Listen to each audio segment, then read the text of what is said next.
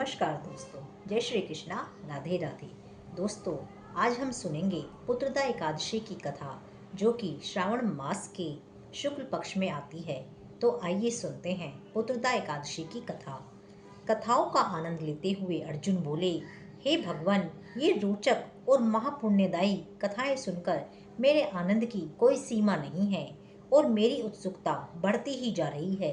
हे मधुसूदन, अब कृपा करके आप मुझे श्रावण मास के शुक्ल पक्ष की एकादशी की कथा सुनाएं। इस एकादशी का क्या नाम है तथा इसके व्रत की विधि क्या है और इसमें किस देवता की पूजा की जाती है और इसका व्रत करने से क्या फल मिलता है। तब भगवान श्री कृष्णचंद्र बोले, हे पार्थ, श्रावण मास के शुक्ल पक्ष की एकादशी की कथा के श्रवण मात्र से ही अनंत यज्ञ का फल मिलता है।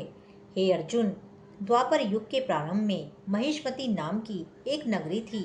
उस नगरी में महाजित नाम का एक राजा राज्य किया करता था। वह पुत्रहीन था, इसीलिए वह सदैव दुखी रहता था।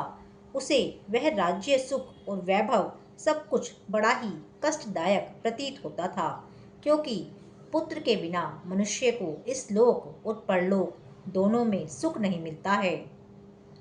राजा ने पुत्र प्राप्ति के बहुत यत्न किए, किंतु उसका हर प्रयत्न विफल रहा।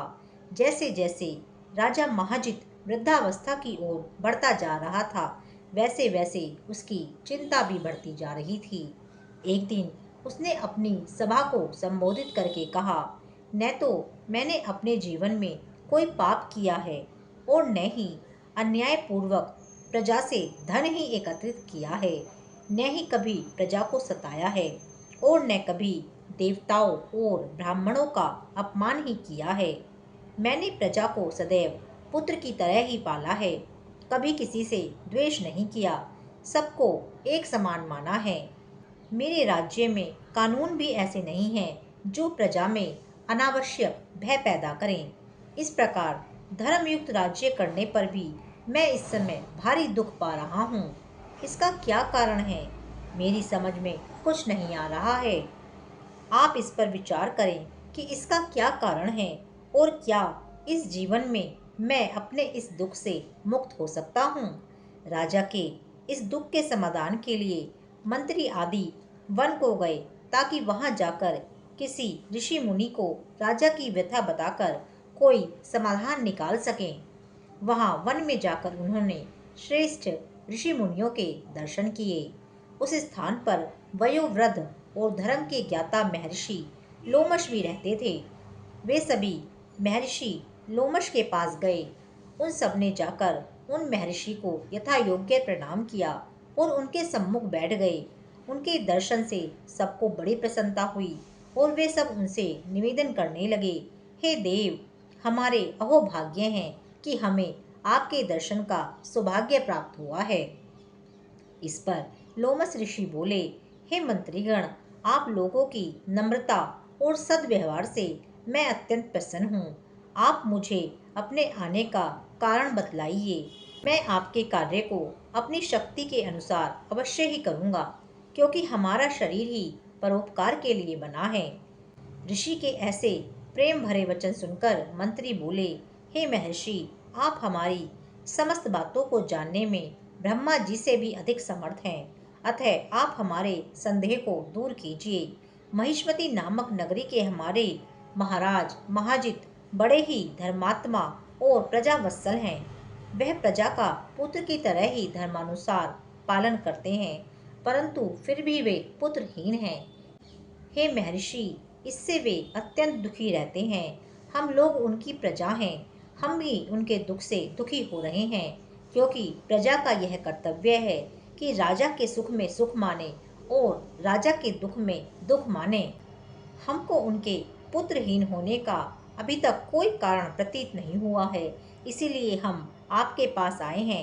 अब आपके दर्शन करके हमको पूरा विश्वास है कि हमारा कष्ट अवश्य ही दूर हो जाएगा, क्योंकि महान पुरुषों के दर्शन मात्र से ही प्रत्येक कार्य की सिद्धि हो जाती है।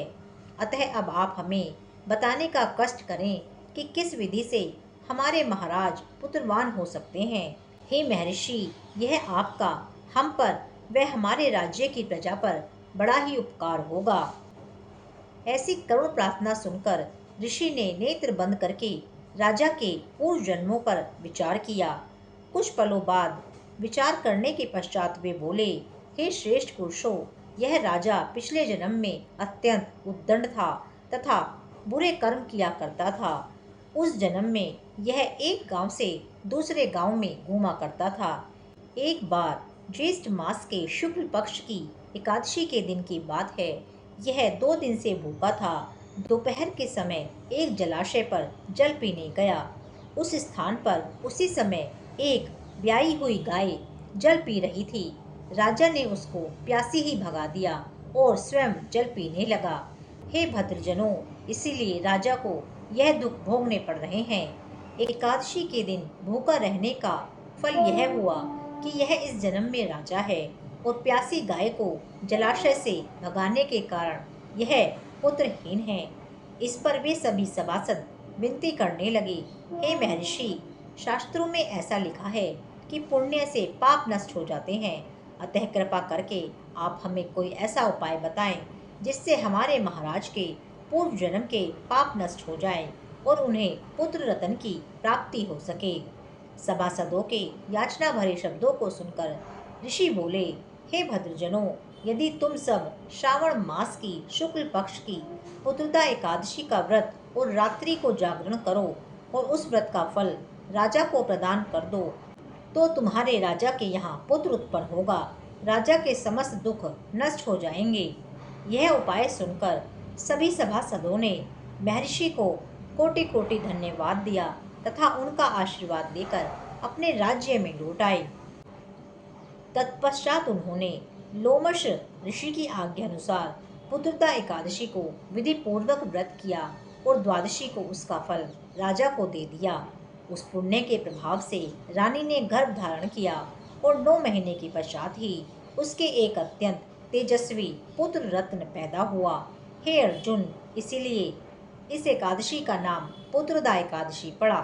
पुत्र की इच्छा रखने वाले मनुष्य को चाहिए कि वे विधि पूर्वक श्रावण मास के शुक्ल पक्ष की एकादशी का व्रत करें।